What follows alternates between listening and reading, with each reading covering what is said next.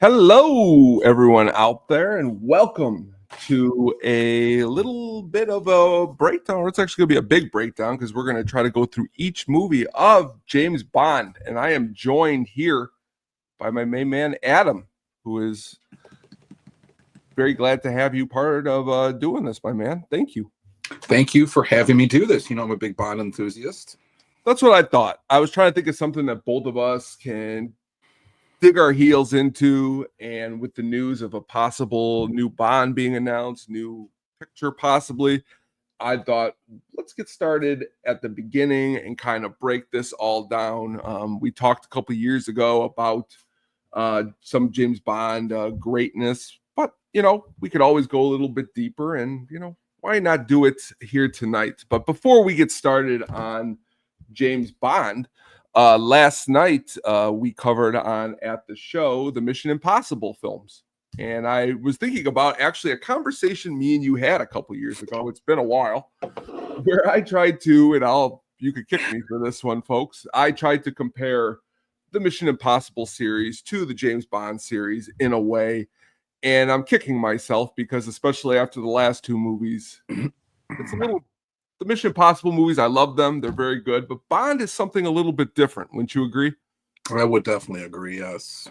And that's kind of what I was thinking. But just really quickly, which Mission Impossible movie is your favorite one? The first one's still my favorite one.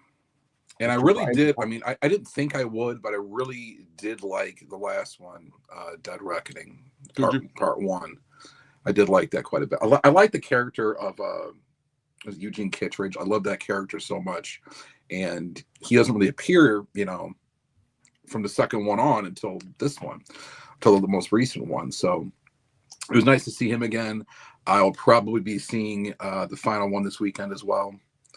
But I've liked the Mission Impossible movies. I know basically, it's in a way, Ethan Hunt and James Bond do have similarities, but they are quite different. The movies are kind of structured quite differently.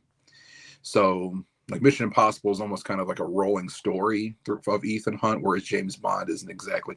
James Bond has some connections to previous movies, especially the Daniel Craig series, and it was more like Mission Impossible, the way it's structured. But the vast majority of James Bond movies from 1962 and Dr. No, which we're going to discuss all the way through pretty much the last Brosnan one, they're all kind of single movies to kind of have their own villains, their own things in it, and everything's kind of each its own. There's very few things that go through. The Connery ones go through, they have Spectre in them before the Daniel Craig ones did.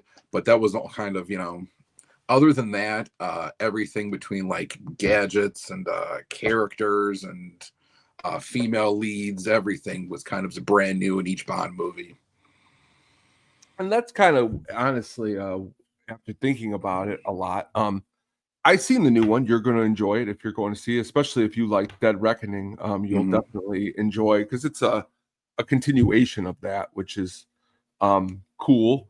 But yeah, definitely the first one I was bringing up yesterday, how when I first saw it in the theaters a long time ago, I don't know why I didn't like it, because honestly, I would agree with you. It's actually a very good movie. It's more of I like the whodunit style probably more than I like the Dead Reckoning action. And I think before, when we had our conversation, I actually argued vice versa. But when you look back at the old Mission Impossible series, it was a little bit more like that first movie. Now it's gotten into really cool spectacles, awesome action. But again, I also just it's cool to see how far Tom Cruise came from that first movie, just like the James Bond character. Yeah, they're completely like, if you look at the first few movies, and when it comes to Mission Impossible, and I don't think I'm alone on this one, like 2 and 3 are kind of like looked at, I believe, in a general sense, kind of the worst ones. And I don't think I'm going on a limb there. I know Mission Impossible 2 isn't looked at on very positive. Mission Impossible 2 yesterday was the one consensually that we agreed on was probably the worst one.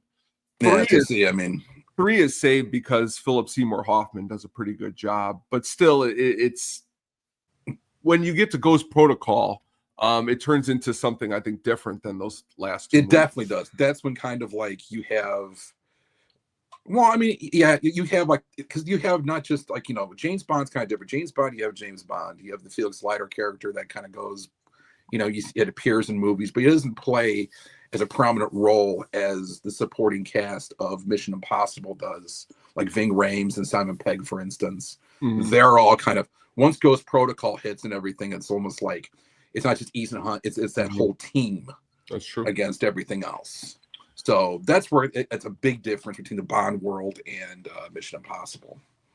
And since you just brought them up again, let's get to it.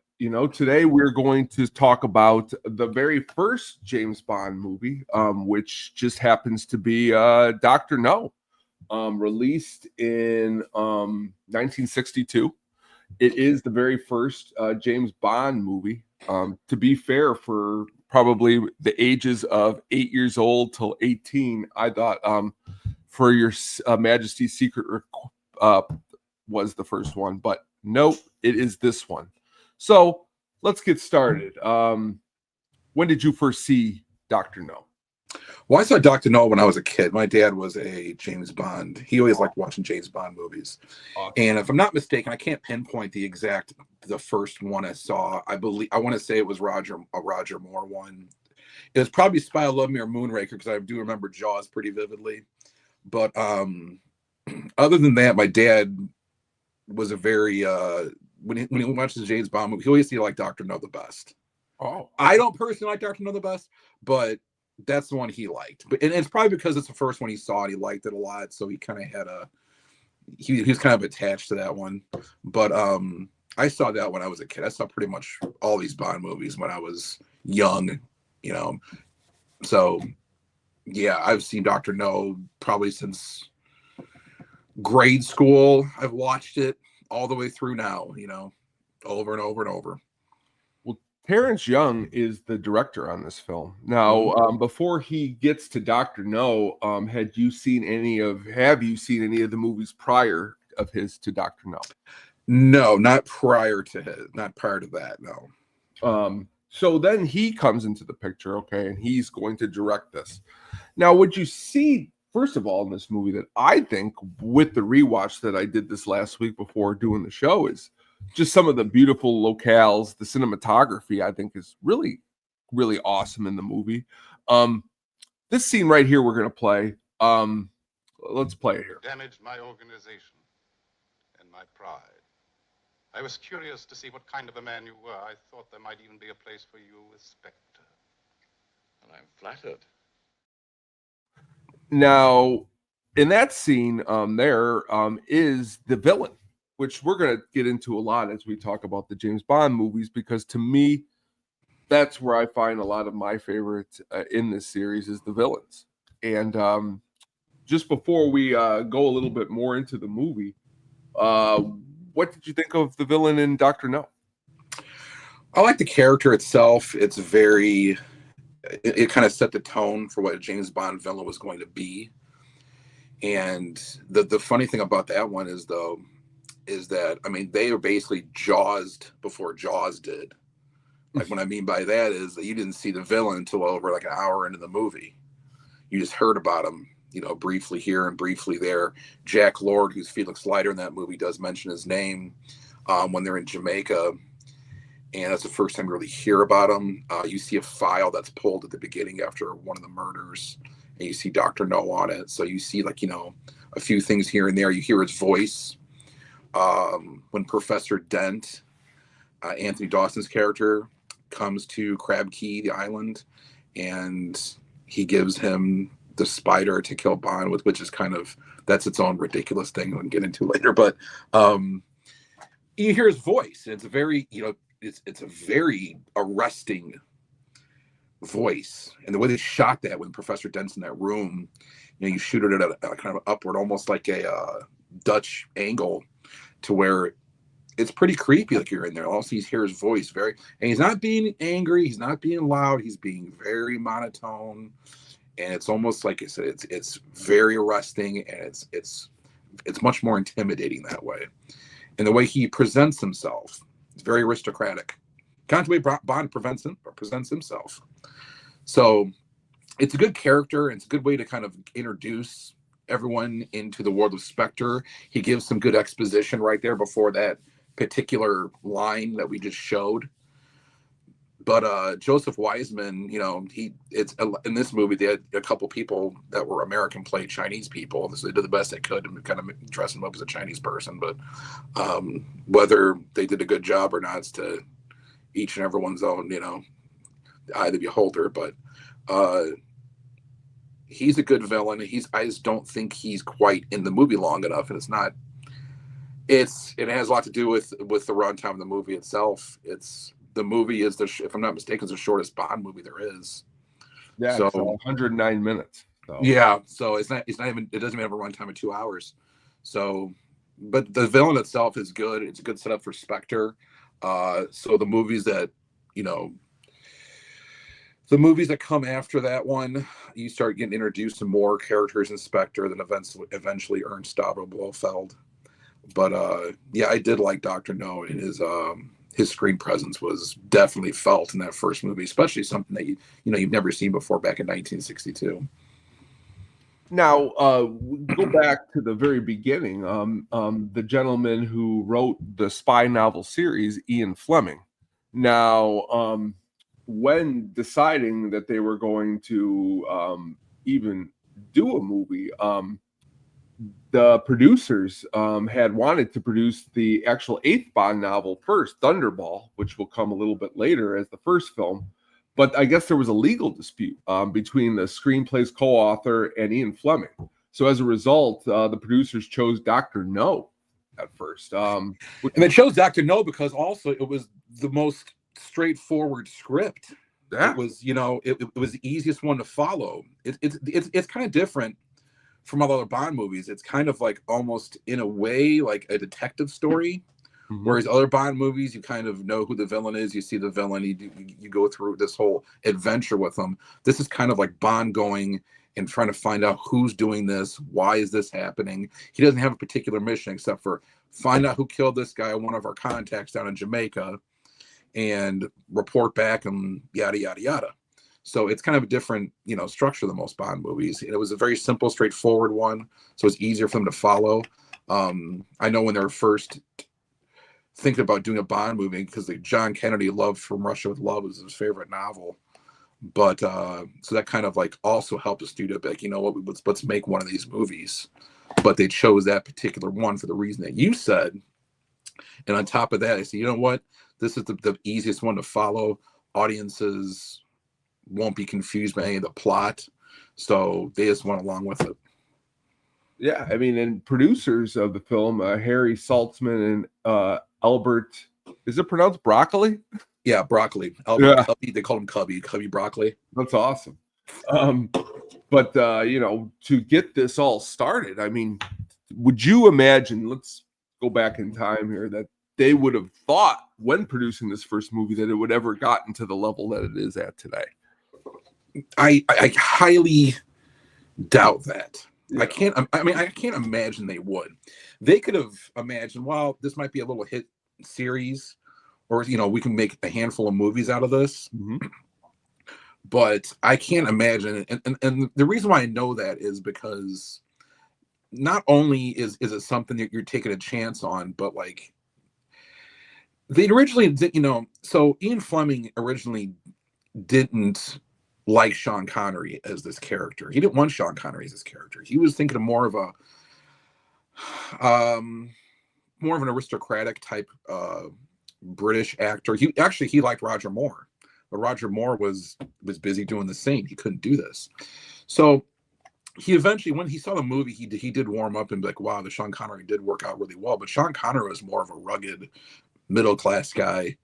And they saw him, I want to say it's Albert Broccoli that saw him in this movie, like Darby O'Gill or something like that. He liked that character. He liked how he looked and everything. And so he took a chance on him. He was a relatively unknown actor at the time. So, and if you look at Sean Connery in this movie, you can see the picture right here. That guy, when they filmed this movie, that guy was 31 years old. That's what 31 looked like back in 1960. That dude looks like he's 50 years old. That is not true. That it's bad, But I mean, seriously, like everyone is. So I'm 43 right now. That guy in that movie is 12 years younger than I am. It's insane. So, and also, yeah, it was, and that's actually Sean Connery's hair in that movie before they started putting the hairpiece on. So I'm he gonna still have had his hair at to. that time. But yeah, Ian Fleming warmed up to Sean Connery and agreed that was the right casting. And Roger Moore obviously later on would get his shot at it. So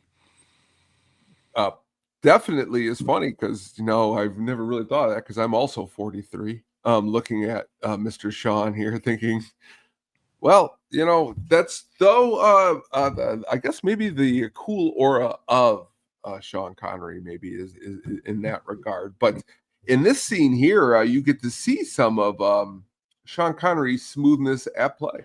Sounds tempting. May I let you know in the morning? Splendid. My number's on the card. Think that's really again one of the great character traits of James Bond is just his smoothness. yeah, he in that. I mean, you see that it's probably one of the best opening sequences in introduction to a character in movie history. Mm-hmm. Especially when he's lighting a cigarette and he first says, he's Bond. Now, Sylvia Trench, remember that the girl you saw, it was Eunice Gayson in that movie. She was the first one when he asked her he said, I admire your courage. And he said, Miss. And then she said, Trench, Sylvia Trench. So she had said that first. And then she's like, I admire your luck, mister. And then he said, Bond, James Bond. So he kind of like basically mimicked what she said. So, but obviously that going through the whole series, he says that in pretty much every movie. But you see him. It's nice because you see him in a tuxedo first, and he looks as smooth as can be. So it's a great introduction. It sets a tone for what Bond's going to be in the entire series.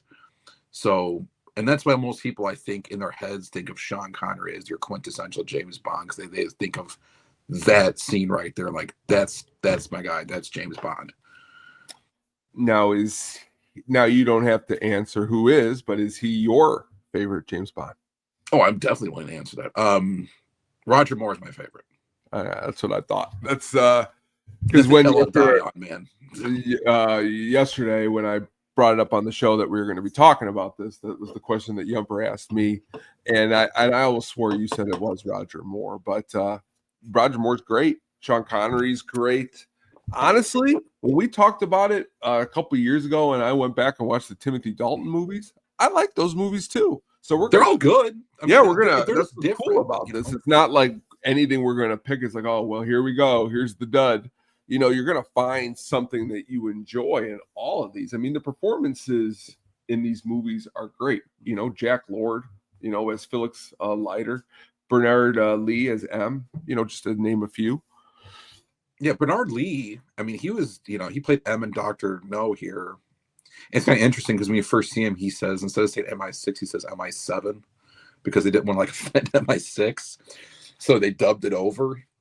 But, eventually it didn't matter. They started saying MI6. They made it clear that Bond worked for MI6. But you had Bernard Lee. He went all the way through For Your Eyes Only, I believe. And then Octopus, he was the first one that he died shortly after. Not shortly, but before Octopussy came out. So they had to replace him. But yeah, Bernard Lee, and between him and Lois Maxwell, who played Moneypenny in this. Now, an interesting thing, little side note with that, Lois Maxwell was also pegged to play Sylvia Trench as well. Oh. But she decided, I want to say that she made the decision to not do it because she thought Moneypenny's character had more staying power than Sylvia Trench. Mm-hmm. Even though Sylvia Trench she's the only Bond girl until the Craig series that appeared in two different Bond movies, because she's supposed to be a regular character. But then they decided not to go on with her because they wanted Bond to have a different, actress lead in every film. So From Russia with Love was her last appearance. But Which is crazy you bring that up because I was going to bring it up when we go through that, but that was actually her last film too, and altogether, which was crazy because she was really good in this movie. Yeah, and she and the thing is too with her and both her and Ursula Andress, they dubbed both of their voices. There was a voice actress by the name of Nikki Vanderzil, and she did Ursula Andress's character Honey Rider's voice. She did Sylvia Trench's voice, and she even did Jill Masterson's voice in Goldfinger. So she did a handful of them, and she did several voices in Dr. No female characters. They just didn't care. They just dubbed everything over with almost the same voice. When you're first watching, sometimes you don't notice it, but if you listen to Sylvia Trench and then listen to Honey Rider, you're like, oh yeah, that's the exact same voice. I really, again, into the movie, again, the cinematography. I mean, I thought it was cool in the first movie. Bond is sent to Jamaica. I mean, I think it looks great. And of course, we would be amiss if we didn't bring up Ursula Andress as Honey Rider. I think she does a great job. What's your name? Ryder. Ryder what? Honey Ryder. What's so funny about it? Nothing. So where would you place her as like the Bond female companions? Not terribly high. She's got, like I said, she was the first one, and obviously her coming out of the sea is kind of like a legendary, movie history moment. Actually, in the novel, she didn't have any clothes on at all, but they couldn't get past the censors with that, so they had to put something on her. And but she's kind of just the beauty in this movie. They give her the knife to make it look like she has a little, toughness to her, and she's some grit. And it's obviously that she's by herself and doing a lot of the things on her own, but she's kind of along for the ride. And just like Dr. No himself, like you don't see her until, an hour into the movie. So I can't really rank her that high just based on just lack of screen time alone.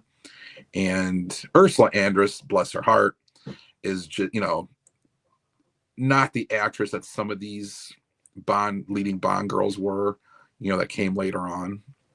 But you can't deny the effect it had the audience back in 1962, seeing her come out of the water like that. And obviously they kind of replayed that scene, Die Another Day with Halle Berry. So it's kind of paying homage to that. But going back to what you're saying about, the filming and cinematography, Jamaica was a great place to choose for that movie. And because, Technicolor was a big thing back then, still is kind of a novelty. So they wanted to make the movie kind of as colorful as possible. You can even see the opening title sequences with the colors and everything. The Jamaican music they used, which was very un-Bond-like. And then that got awful underneath the mango tree and all that stuff going on. But it worked in the movie. That's the only time you ever hear Bond sing in a movie. So, but for what it was, Sean Connery didn't do too poorly. I don't know how many takes they took, but he sounded okay, I guess. Now, you had brought up before the scene with the tarantula. I think that's what you said earlier, where it walks over Bond. It was initially shot by pinning a bed to the wall and placing Sean Connery over it with a protective glass between him and the spider. But the director did not like the final results, so the scenes were interlaced with new footage. With a tarantula over a stuntman. Think of Tom Cruise in those movies and think of the stuntman needed for this one. Yeah, and the funny thing is that stuntman, I think the stuntman he used was Bob Simmons, who is the guy you see in the initial gun barrel sequence at the beginning of the movie. That's not you don't see, it's not Sean Connery. It's the first three movies. It's not until Thunderball. Thunderball's the first time that Sean Connery actually was in the gun barrel sequence, because at that point they went to like anamorphic format in Panavision, so it was much clearer. So you had to put Sean Connery in there because the first three movies, you see a guy walking through and you see him turn. You can't see his face though, so It didn't make a difference who it was, but that was Bob Simmons, the stunt coordinator. So that's the same guy. I'm pretty sure It it's the is. same It guy. is. I'm They looking at the used for the notes here. It tarantula is. scene. It's the tarantula scene just blows me away because like tarantulas aren't known for like biting people and being and killing. Like it was just it's your first like Austin Powers overly elaborate you know basically method to kill somebody. Just assume it goes okay. You plan instead of just going there and killing them, which that character does try doing later. This comes in, tries to shoot him, but like the first attempts was with like take this tarantula in a cage that's sitting in that little empty room with him, put it in his bedroom, hope to God he's sleeping in there that night, and that thing crawls at him and bites him and kills him. That's what we're gonna do first. That's such a classic, just this Bond just trope, man. The theme, of course, introduced in the first movie by the John Barry Orchestra. And as mentioned before, the soundtrack in this movie definitely unique for the James Bond series. Definitely gives you the Jamaican feel, which is really awesome. Composer Monty Norman was selected by producers Broccoli, and it was definitely, I think, a good score. Yeah, so Monty Norman, I think he wrote, I want to say if I'm getting this correct, he wrote a musical, and that Bond theme was part of like an aborted musical. And John Barry kind of arranged it to what it is now, and that's what was put in the movie. So it's kind of both of them. You can give kind of both of them credit for that Bond theme. And I mean, you see the Bond theme immediately, then it goes into like Jamaican music, and then the Three Blind Mice song with you see the three blind, or I'm just to say blind assassins to go in the movie. But like anytime you see Bond like walking through kind of a public area, or he's walking through a hotel, he's walking through like the casino at the beginning, he's walking through the airport, that Bond theme follows him everywhere. They just play it, they just drive it in your head. It works though, it's fine. But and then you have like the Jamaican music in it, and so it is different from the other ones where each one kind of has its own theme to it based on what the movie title is and the opening theme. But this one kind of just drives that one home, and it's pretty legendary. Like everyone knows the James Bond theme is. So when you think of James Bond, like played a music or anything that has musical as to do with James Bond, that's the first thing everyone thinks of. Well, I mean, again, the series as a whole is one of the highest grossing series ever. Okay, it's taken in over $5 billion, that's huge. I mean, just by Dr. No alone back then, it inspired a television show that my dad would talk about a lot that he enjoyed called The Man from U.N.C.L.E. Yeah. Other cool spy stuff was definitely, awesome in this. Definitely though, the legacy, it made really good money at the box office, to be fair, which was probably a good sign that it was going to keep continuing. I mean, it was about a $1.1 million budget and it made 59 million. So it made almost 58 times its money back. I mean, back then, I mean, that's huge. Yeah, there was the smallest budget for a Bond movie, and I mean, rightfully so. It was the first one. But if you look at this Bond film, I mean, it's filmed more like almost like a B movie in a way. So compared to the other ones, because between the set pieces, I mean, the art direction in general and the set pieces and everything, they had to work on a tighter budget. So the locations they worked on, there weren't terribly many of them. There were a couple, you worked at Pinewood Studios, and Bond, always worked in, Bond movies are always filmed in Pinewood Studios. But other than that, you just filmed stuff in Jamaica, and that's it. He wasn't traveling from city to city or all over the world or anything like that because they just couldn't afford to do that. And for this particular story, it worked fine. You didn't need to do that. So like I said, it was more of a detective story, and it wasn't as much of an adventure. So it didn't make much of a difference to me. It's not even something you notice unless you really think about it. So they did a really good job of staying within that budget. and obviously it made huge returns on it. So it definitely worked for them too. I seen that one person stated that there is Danny Peary, who is a in 1986 wrote that there's a slow stretch in the middle of the film, and Dr. No could use a decent henchman, but otherwise the film looks marvelous. Would you could say that a henchman would be needed in this, because there's always a henchman in Bond? Yeah, I don't think it was specifically needed in this one because you didn't know what you're missing in regards to henchmen, so you had henchmen. And you wouldn't really. So the next movie, you had, and obviously we'll get into that when we talk about it. You had Robert Shaw as a henchman, and Yes. what a way to kick off, Yes, henchmen. You have Robert Shaw doing it. So this movie didn't really have henchmen. You had Professor Dent as kind of his lackey, trying to do some things for him. That was Anthony Dawson. If you remember Anthony Dawson, he was in Dial M for Murder, the Hitchcock film with Grace Kelly, and he also plays in the next movie, From Russia with Love. Blofeld's voice is a different actor, but the hands you see petting the cat are Anthony Dawson's hands. So he was also involved in the next Bond movie as well. And you see in that photo right there, John Kitzmiller is playing Quarrel. So it was kind of weird. Like he had a strange character arc to him too. He was kind of like standoffish at first. Then he was kind of, helping Bond out with stuff. And then he kind of turns into like a scared goofball once they get kind of to Crab Key and everything. But Kitzmiller, it's really weird. Like in that movie, they kind of portrayed him as a drunk.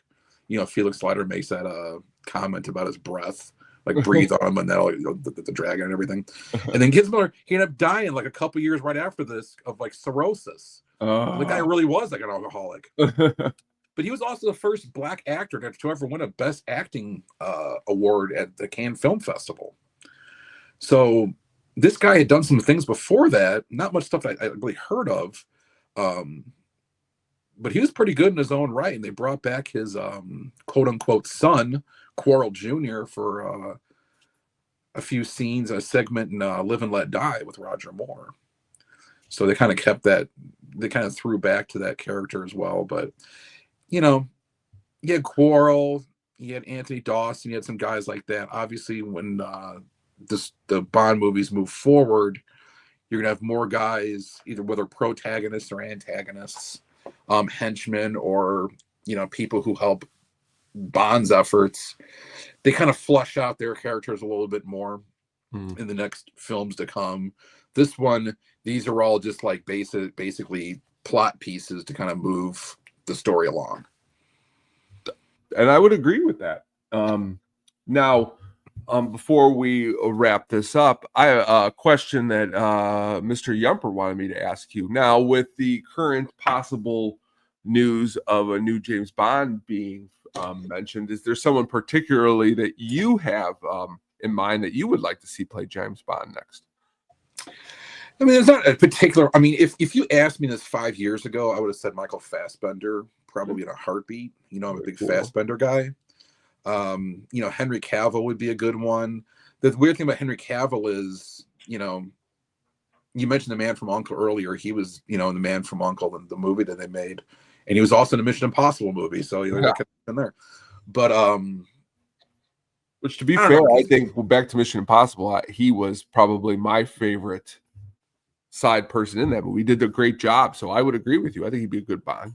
He'd be a good Bond. He's right around the good age for it. But I mean, it just depends what you're looking for, because when they announced that Daniel Craig was going to be Bond, the only time I was thinking of Daniel Craig, I'm like, that skinny little rat bastard from Road to Perdition. And I'm like, I love Road to Perdition. But like, I was thinking, I'm like, that dude is a skinny blonde motherfucker. I'm like, and then he put on muscle, and I loved him, as James Bond. But you gotta wait to see it, maybe. Yeah, so like they may come up with a new actor or actor I've only seen once or twice, and I might be like, oh, that's a little, I'll kind of defer to what happens, because I kind of learned my lesson with Daniel Craig. I was like, this is the dumbest. I can't believe they're casting this guy, and then they did it, and I was like, well, I was wrong about that. Well, the legacy of Dr. No, which was pretty huge, made Fleming's novels rose sharply after the release. In the 7 months after Dr. No was released, 1.5 million copies of the novel were sold. Worldwide sales of all Bond books rose throughout the 60s, and Dr. No and the other films that came after were released. By the end of the 60s, 22.8 million Bond novels were sold. So just the movies too helped Fleming's work become even more noticed, which is probably another thing that I'd like to do some research before the next thing is how many books authors before Fleming's took off. You know what I mean? Like he was an author that made this series, and they took the series and made it into a film series. And then, I mean, but before this, off the top of my head, what's a, you know, Grapes of Wrath? You know, I mean, what are some books that were turned, you know, huge? So that's pretty interesting. Yeah, there's a lot of books, you know, that obviously were adapted into screenplays and stuff. This one, you know, this was based on, they always say based on Ian Fleming novels, and the novels themselves, if you read the novels, they're a lot more perverse than the movies. Like I said, Honey Rider, when she first came out of the water in that novel, was completely naked. Sylvia Trench was also, when Bond went to his apartment and she's wearing like his shirt.